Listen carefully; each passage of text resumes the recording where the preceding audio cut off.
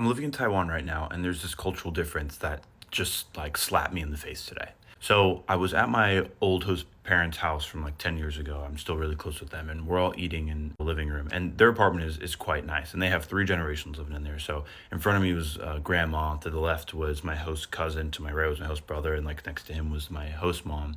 And we're all, as soon as we finish eating, we're all kind of sitting around the table still. And he asked, my host cousin looks at me and he goes, "Do you think it's weird that I still live with my mom?" And I was like, "Well, no, I mean, it's not weird to me. Like, it's so normal here." And he was like, "No, no, no. But I mean, if I was in the United States, would it be weird?"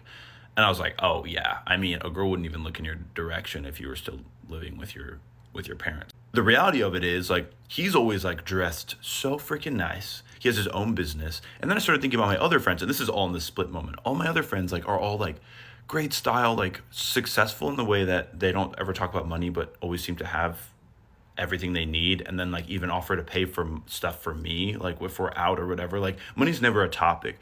And it all made sense at the same time where all of my friends also still live with their families. So it started to it started to make a lot of sense when he asked me that question, and I was like, "Well, you live with your parents, and because you live with your mom and your grandparents, you can afford to buy whatever clothes you want, start this successful business with your girlfriend, and like you're chilling. You guys have a great relationship."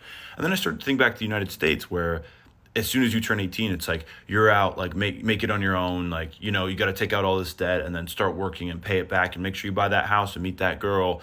And everyone is in it for themselves. So when you're on your own journey and you have to conquer the entire world on your own, you're not splitting anything. Like here, they're splitting electricity, they're splitting water, they're splitting Wi-Fi, they're splitting rent or mortgage. Like they're splitting everything, and it all stays within the family in one family unit. So it's not like me in the United States where I'd be down the street from mom and dad and I have my own house because I was told I should have my own house. And now I'm like paying every single bill that they're paying, but just down the street when we could be living in the same place.